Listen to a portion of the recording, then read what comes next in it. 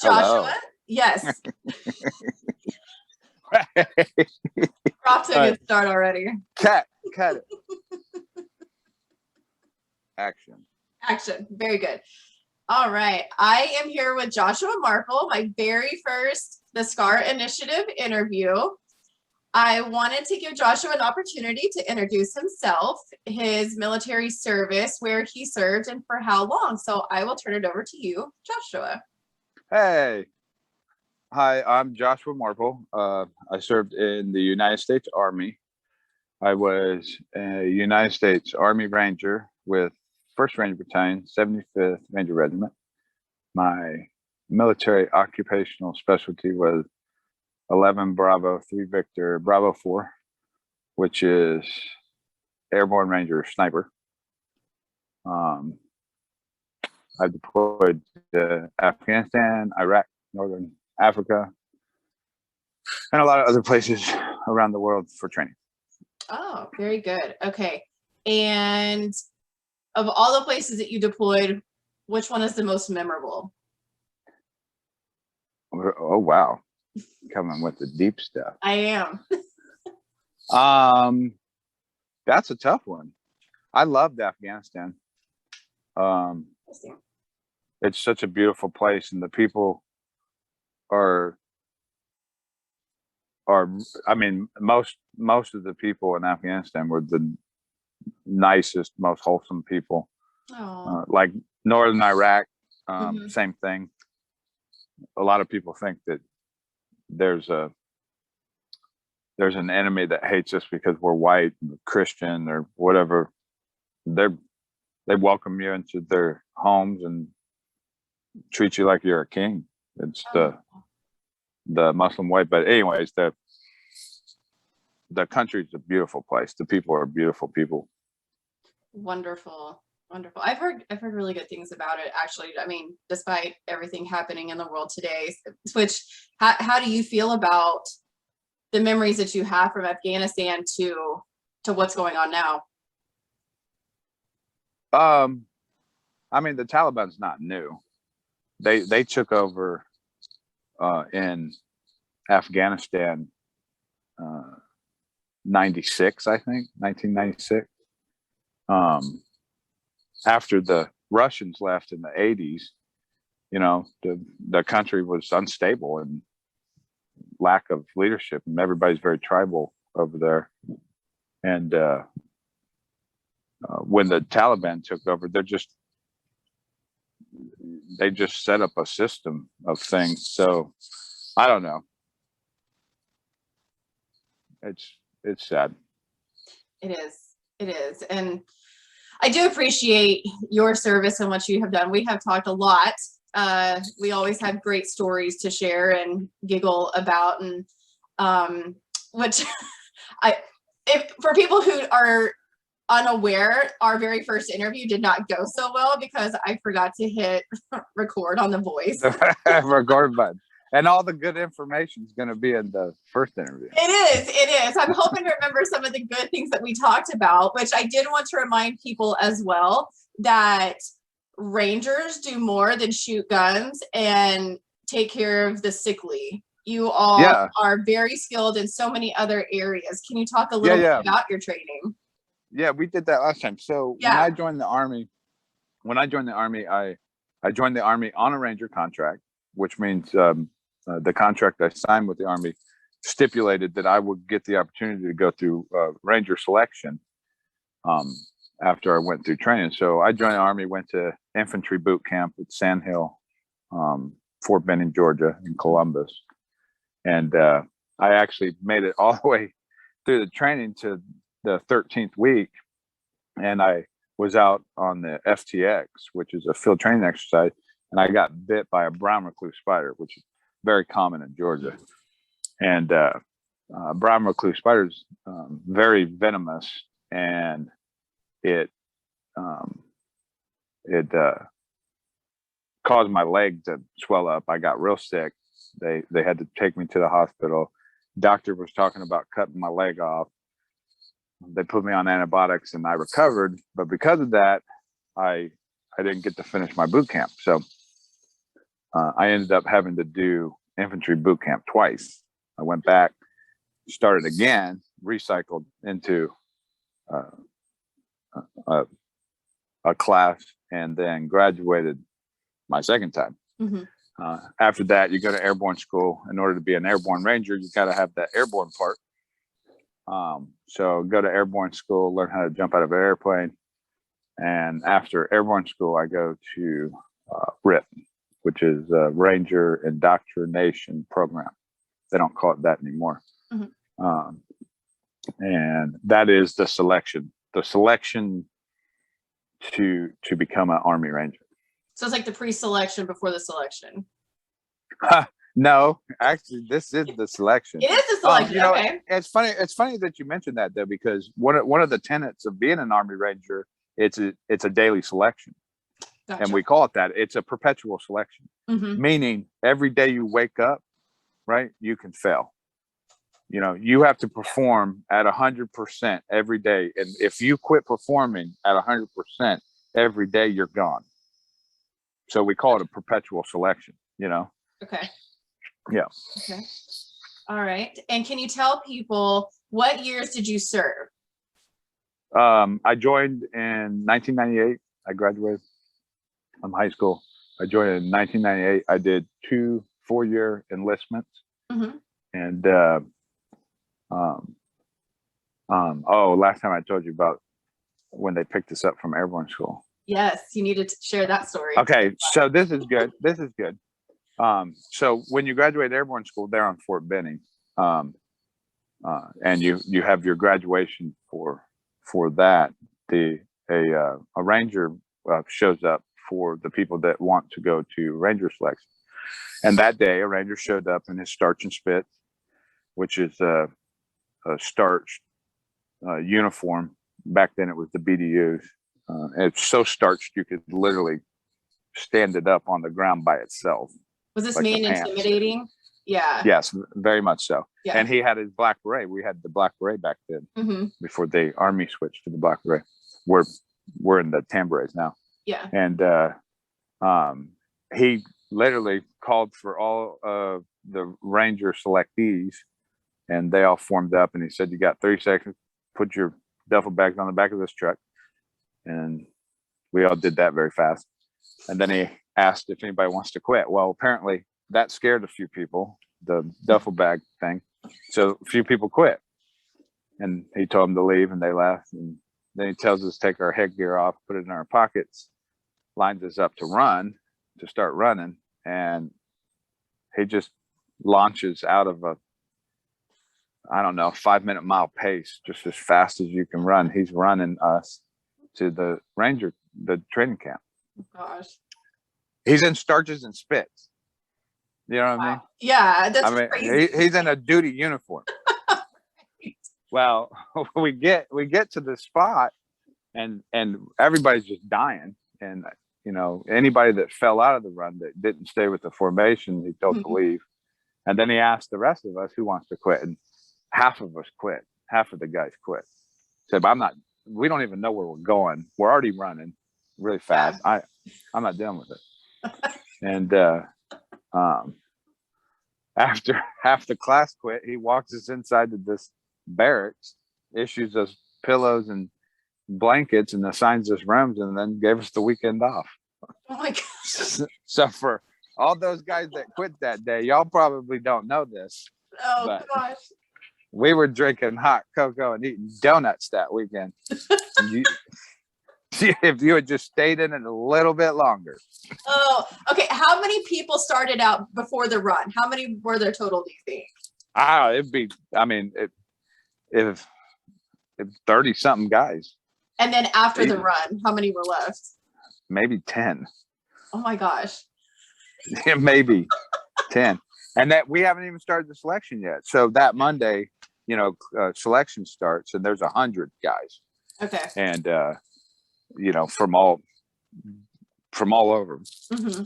And after about 5 or 6 weeks of RIP, 20 something of them get a black beret, and the rest of them didn't. They do things a little different now. They do pre-selection now. So you have to pass like psychological evaluations. You're basically predetermined whether you're going to quit or not.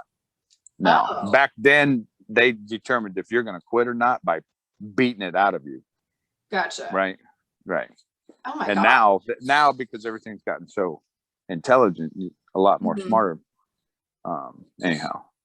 And so you were talking about cross training. Yeah, the United States Army Ranger is a shooter first, every single one of them. But medic second. So we started investing in medical training, and to this day, on the battlefield, the United States Ranger Regiment leads the way in pre-hospital medical care. So when a ranger or others are wounded, every single ranger has the capability to save that life. And it starts in RIP, actually in our selection. You learn CLS, Combat Lifesaver. But most rangers go through EMS, emergency medical services training, EMT, intermediate or higher. So there's a heavy weight placed on life saving as much as life taking. Okay. Yeah. Well, I don't think a lot of people realize that there's a lot more involved with your training than learning combat maneuvers, techniques, whatever you want to call it. It's more than just shooting a gun. You guys do so much more. And my proudest story of you is that you know how to sew. I am very proud to say. Yeah. Well, when you go, it's funny though. A lot of people joke about this, but you as an Army sniper, as a U.S. Army sniper, one of your skill sets is sewing. Yeah. And before I went to the Army sniper school, I made my ghillie suit before I went there. That's awesome. Yeah, in the first couple of weeks of Army sniper school, you're making a ghillie suit. You're building a ghillie suit, but you are allowed to bring one that you've made yourself if it meets the standards of the school. And so fieldcraft, being a sniper is not all about pulling triggers. No. There's a lot of fieldcraft, a lot of sneakery you got to learn. And sewing, so I'm an expert seamstress. Is this in my mind? I just imagine you going. You got any holes in any of your shirts? I will store that away. I imagine you going through this 5 to 6 week intense rigorous training that nobody on the earth could ever imagine, and you have a 1 or 2 day class where you guys are sitting there sewing and learning techniques. That's So I have an Afghanistan story. You ready? I'm ready for it. Let's hear it. You already know this story, but you got to hear it again for the video. I like it. I think it's a good story. So it was, I don't remember what year exactly. I think it was 2004. The director of the CIA had pinpointed exactly where Osama bin Laden was at. And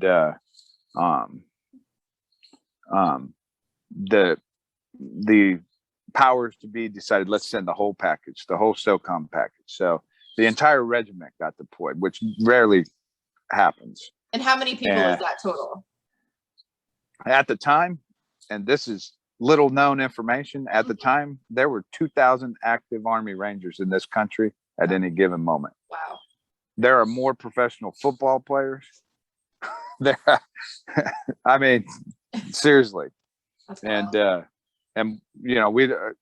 you don't put all your eggs in one basket. So we're split up between 3 battalions, and we're always on a different state of readiness. And after 9/11, which is tomorrow, it is. After 9/11, we stayed in a constant state of combat rotation. But anyways, at this point, we deployed the whole kit and caboodle, and we were raining down on an area in Afghanistan close to the Pakistani border called Kantiwa. And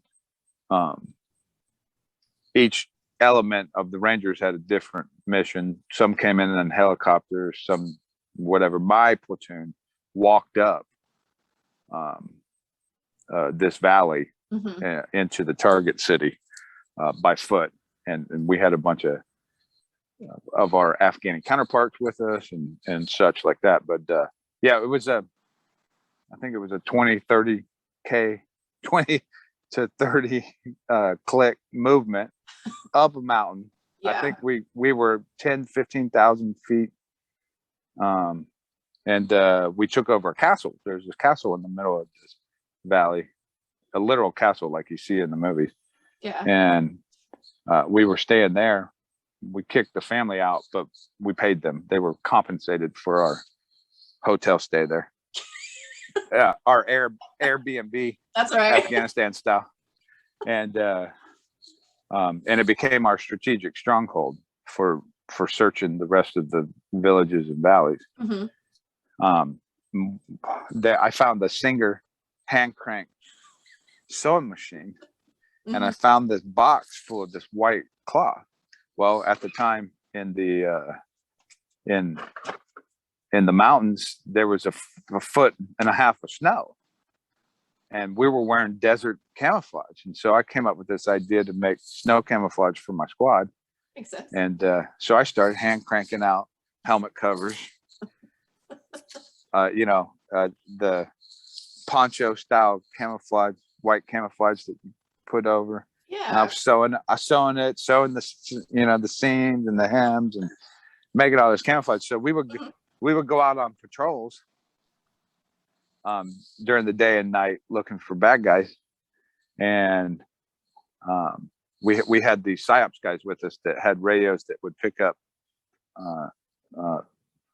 cellular and radio communications of the enemy. And it turns out that a ranger force was wearing their most holy cloth, the holiest of cloth that the culture has. Oh We my were wearing it, like a slap to their face, wearing it through their villages as we patrolled around. So I got Oh my my God. PL. Yeah, my PL came up to me and said, "Hey, we're gonna need you to take that snow camouflage off." And I was like, "What for?" The village thinks you're walking around like you're Allah. And I was like, okay, yeah, I can see how that was probably bad. Who'd have thought? I mean, it could have been any kind of decorations. Yeah. Yeah. How are we supposed to know? It wasn't labeled. So Yeah. Exactly.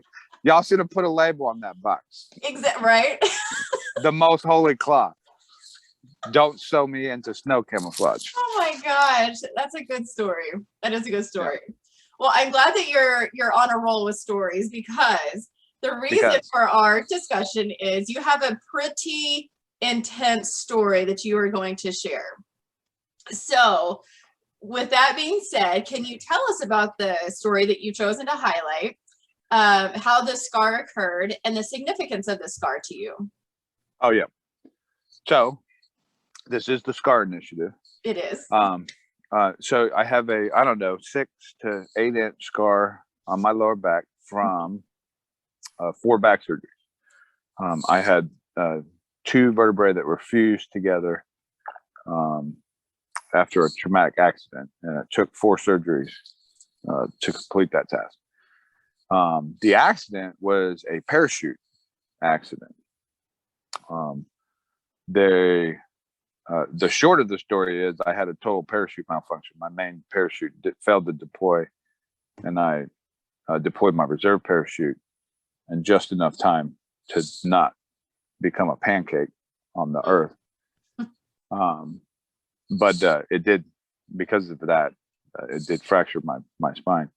So the story goes, and this kind of ties into a lot of the world events now, because they haven't changed.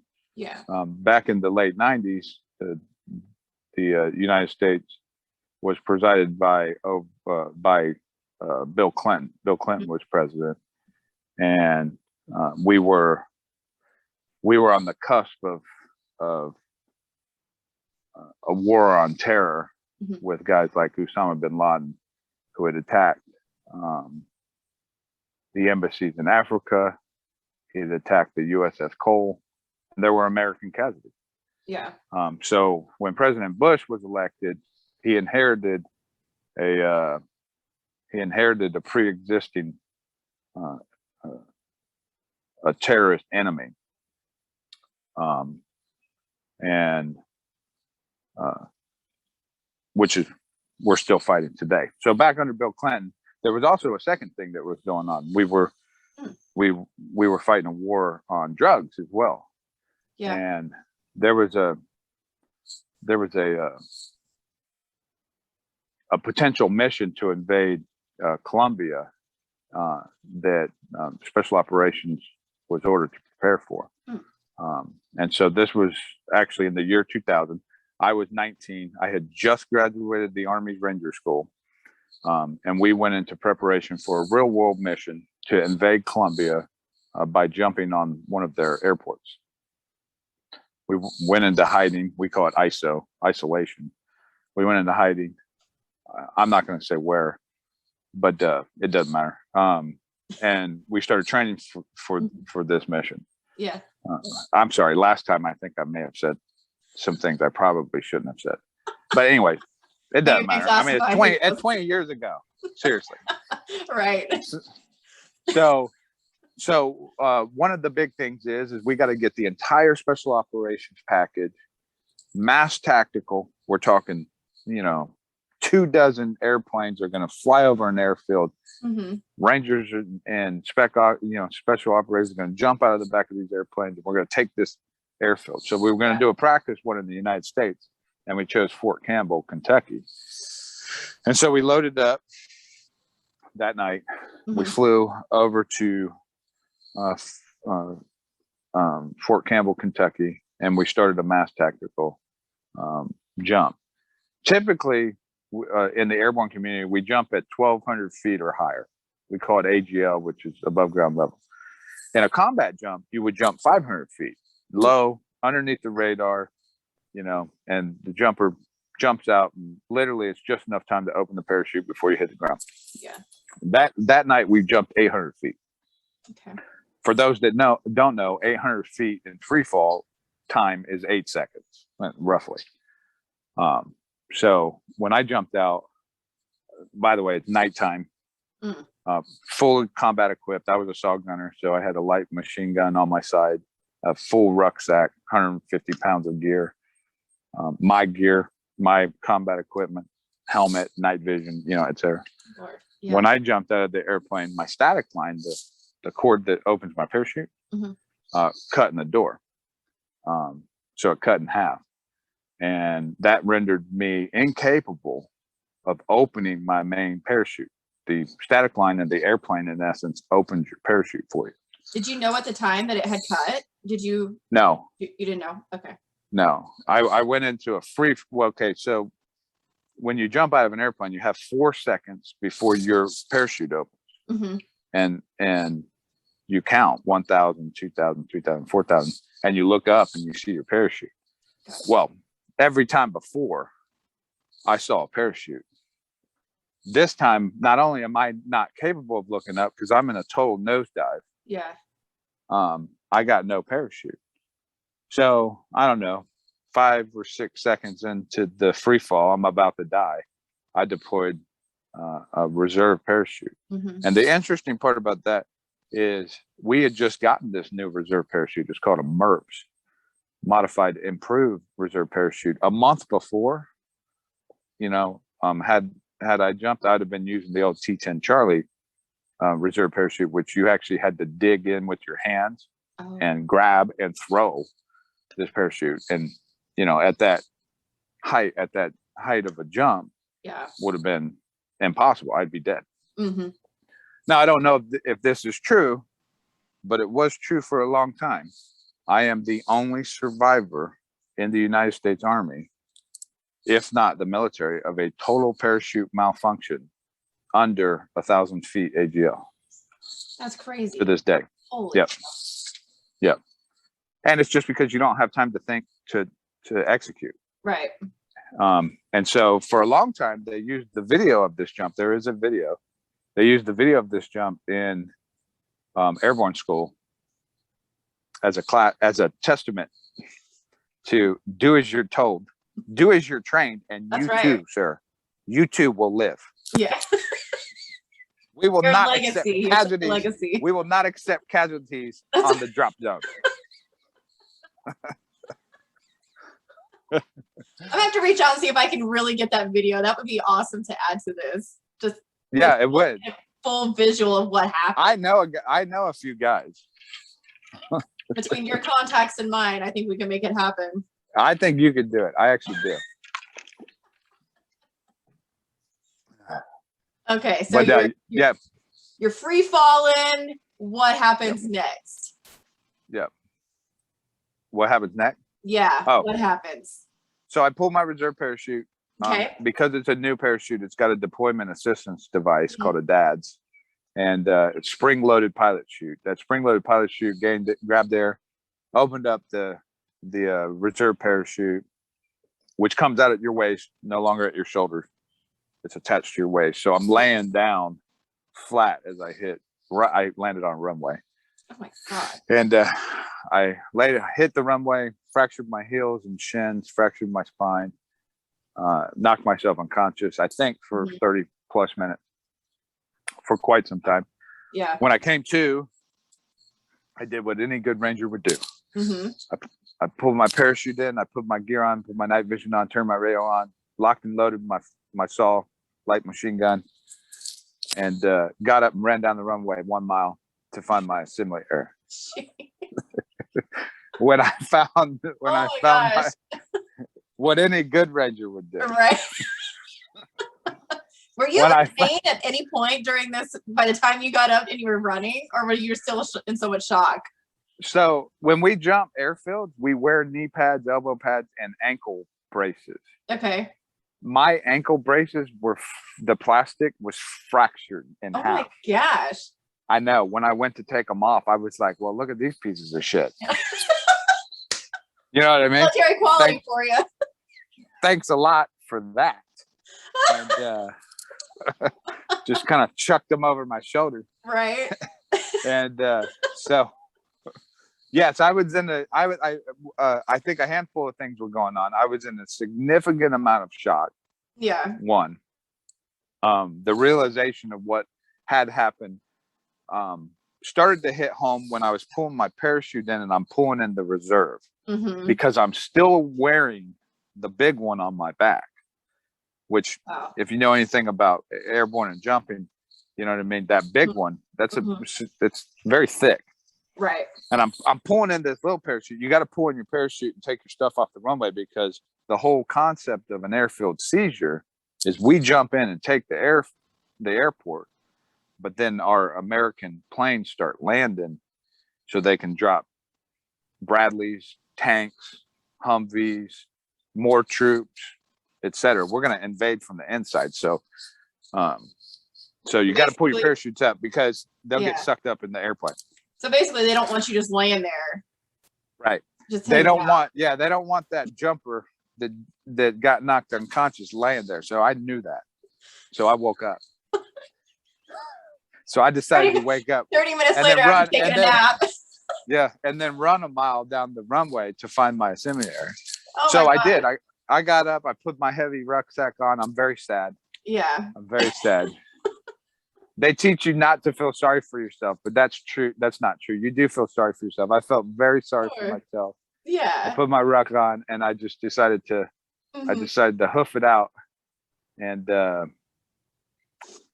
I did. I ran down the runway, found my assembly area. I got yelled at because I just graduated Ranger School, so I was a Tab Spec 4, but I was an E4. Yeah. I got a lot of people very mad at me, very upset, asking me where I've been, what I've been doing, like I went to the strip club or something in the middle of all this.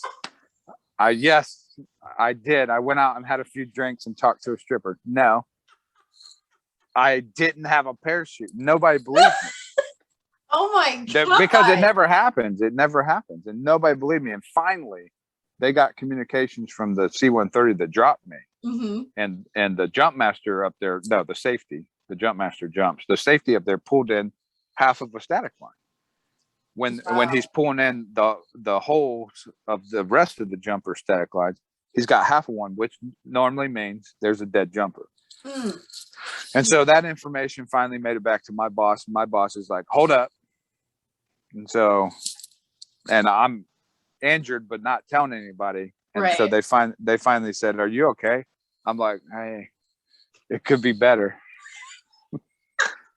It could be better. So they bring a PJ over on a 4-wheeler. They load me up. They take me to the real hospital. Right. And they're trying to get me seen there. And the nurses there, the Army nurses there, trying to cut off my clothes. And I jumped off of that table so quick. We had just gotten issued this new snivel gear. Yeah. This new cold weather gear that you wear underneath your stuff, and it was so nice.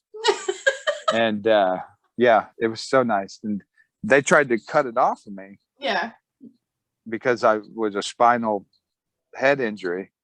And I jumped up and said, hell no. And I just took all my clothes off. And I said, we could do it this way too.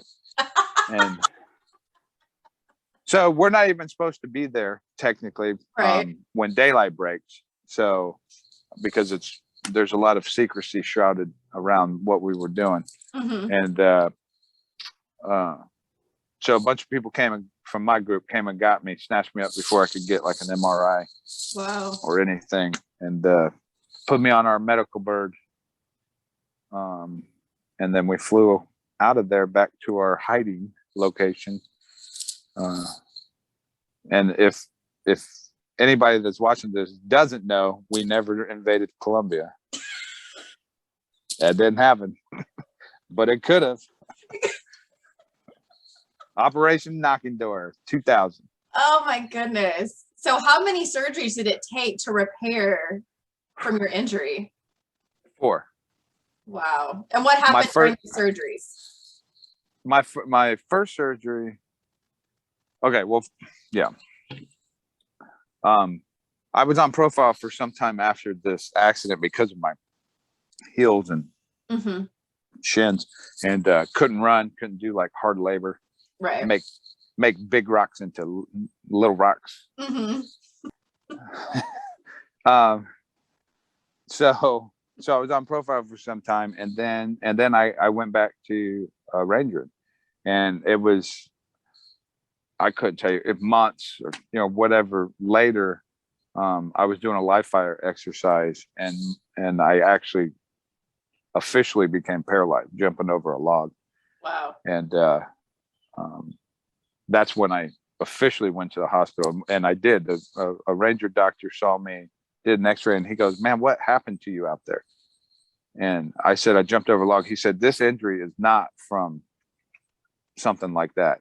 And I go, oh, well, back in February, my parachute didn't open. He's like, okay, now we're getting somewhere. Yeah. And so then I go to the doctor. Doctor sees it, says, no, I can't fix you to Ranger again. I can't fix you to walk again. And I said, well, you're not my doctor. And I kept going down the line, and I finally found an Army doctor that would do a experimental surgery. And it entailed quite a few phases, but the first phase was they fused the facets. Your spine has what's called facets, little wings on it. I didn't have any of those anymore. I didn't have any of the stabilizers anymore, and it was just all shot. And so he did some stuff for the first surgery, utilizing new stuff at the time, like coral calcium and caging, and new types of material for the hooks and screws. And, yeah. And we're gonna get interrupted. And anyhow, first time it didn't work completely. Second time it didn't work completely. Third time it worked. Fourth, which caused a spinal infection. Fourth time, they had to cut me back open and clean me out because of a spinal infection that actually, I think I was dead for a little bit. According to doctors, that I had actually died. Oh my God.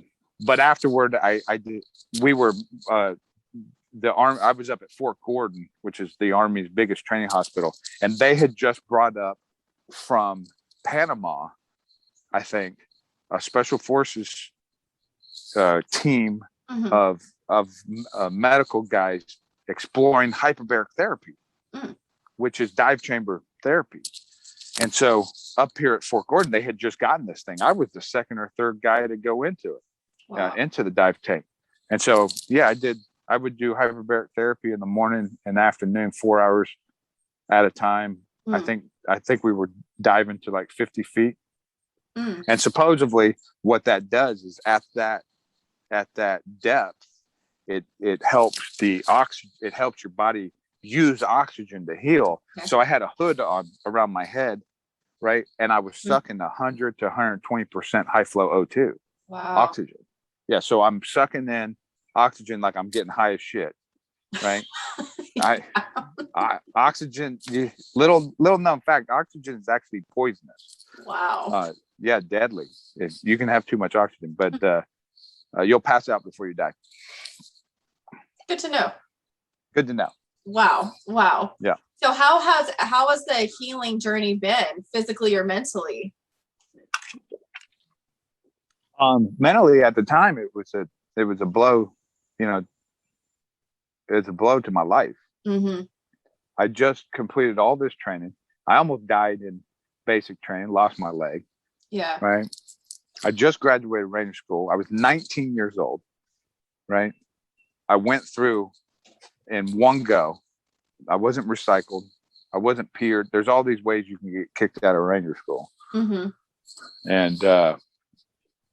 now I have this, and now I'm doing the job that I've always wanted to do. And now I can barely walk.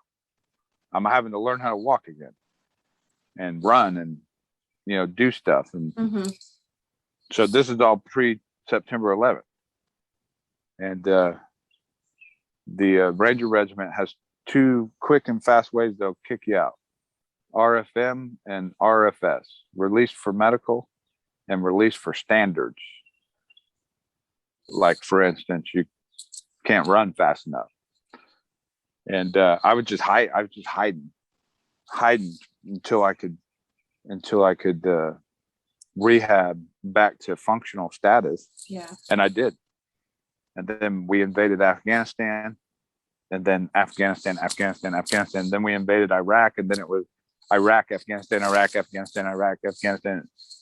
Africa, and just constant.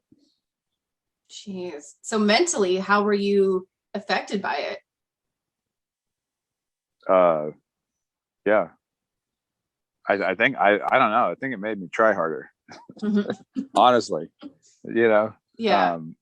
You don't appreciate things like the ability to walk unless you lose it.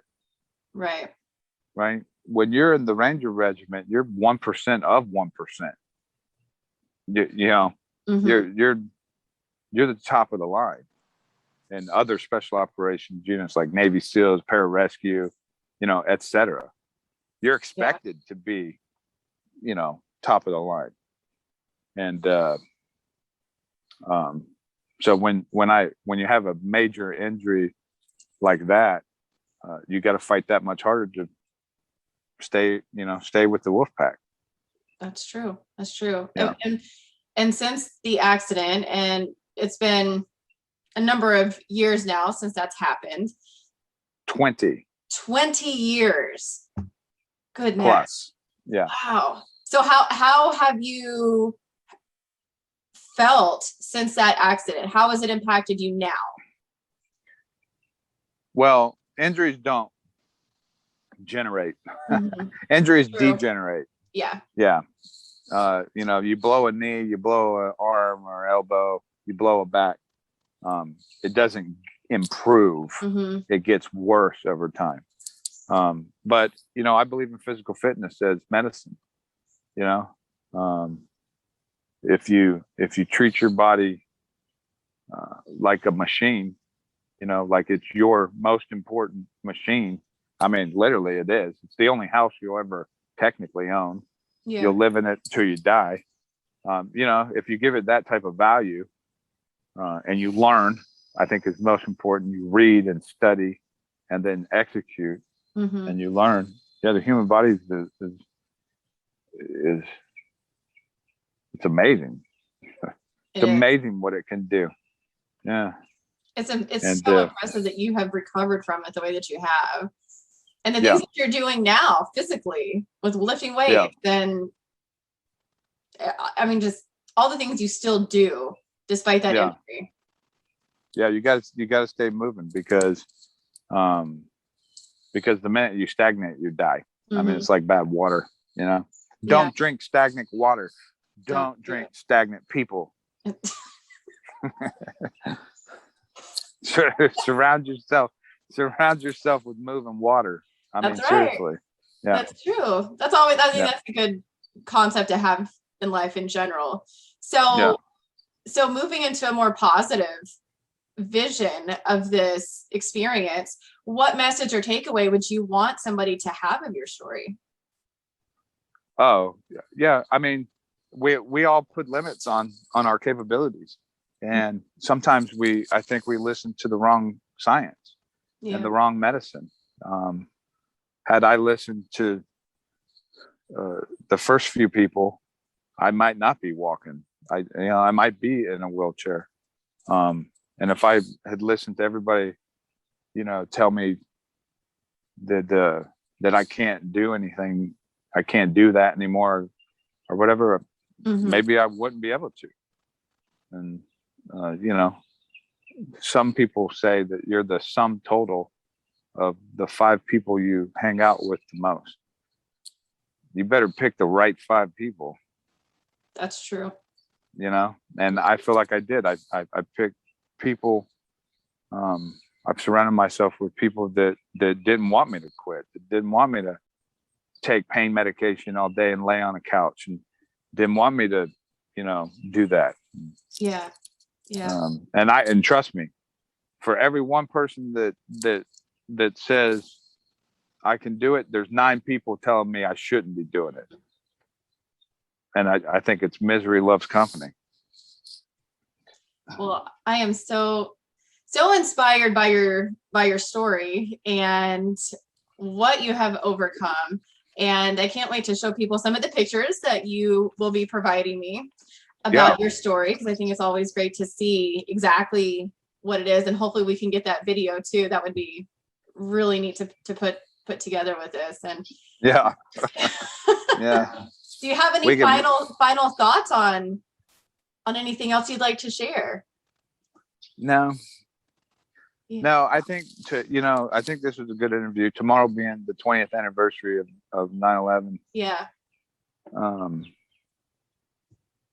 I think tomorrow is an important day for a lot of unimportant people. And what I mean by that is, I think we've all forgotten what happened and why we were doing it.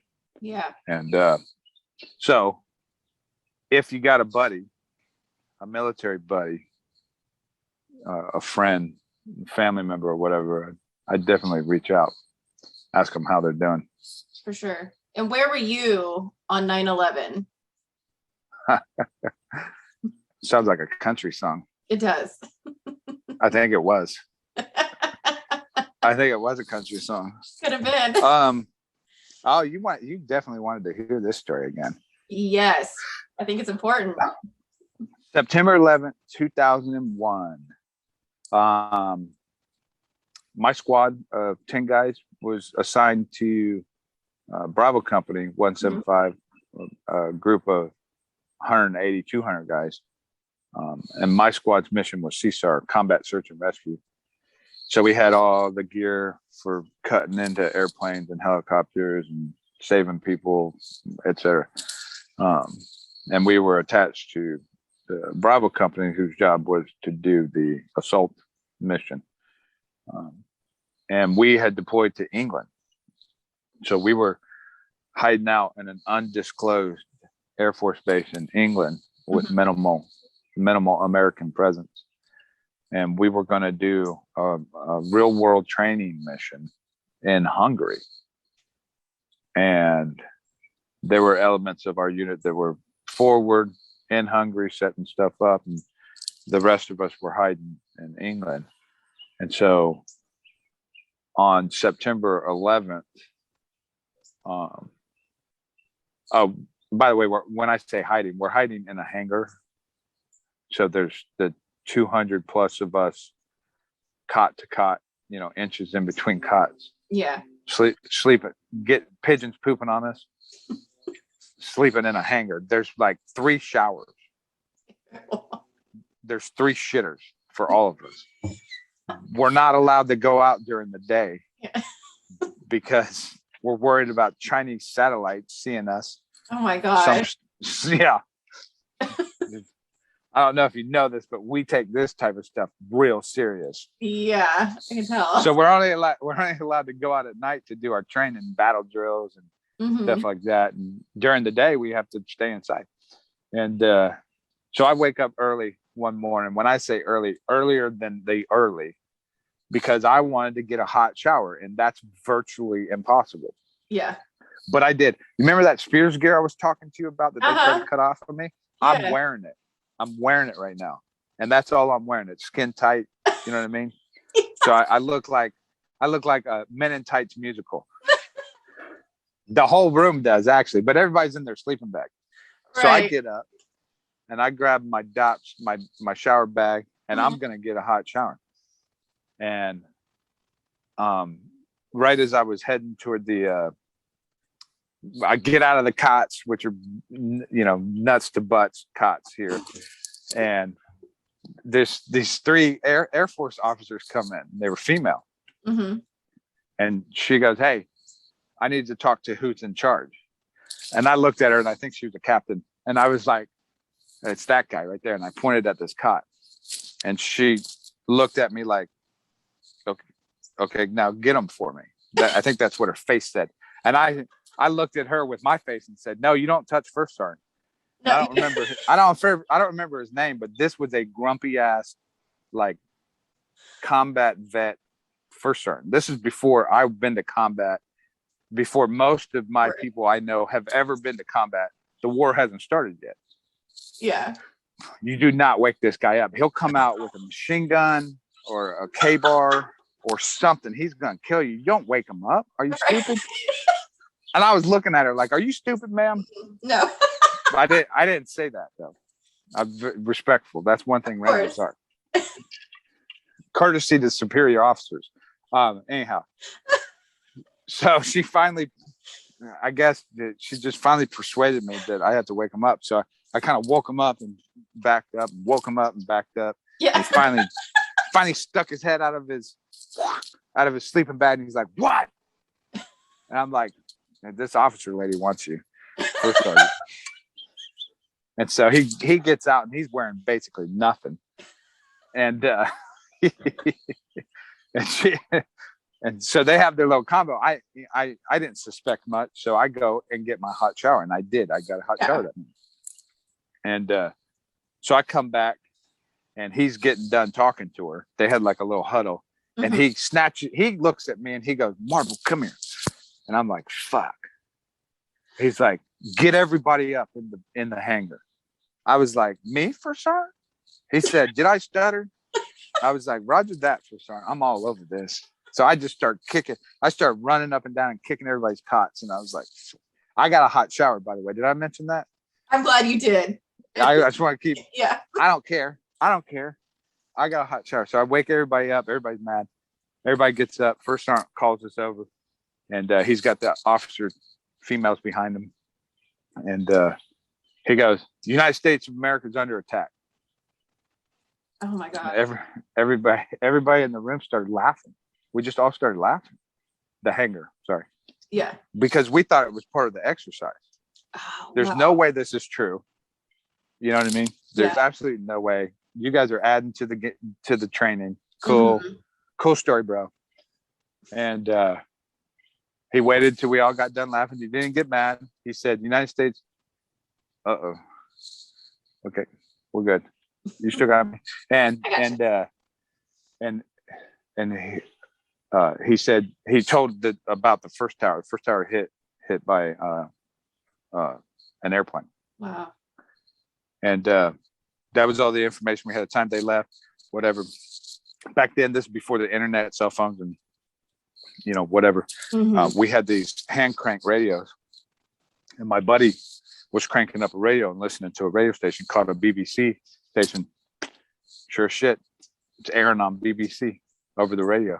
Wow. And once that spread around the room, and then the news of a second airplane and the third airplane and the fourth airplane, it was pretty significant. And for me at the time, my father was a fighter pilot in the Air Force, did 20-something years. And when he got out, when he retired, rather, he went to United Airlines and became a pilot for United Airlines. And I kept hearing over the radio, United Airlines flight so-and-so, United Airlines flight so-and-so. And I literally just thought, I mean, it could be him. Yeah. It could have been him got hijacked and killed.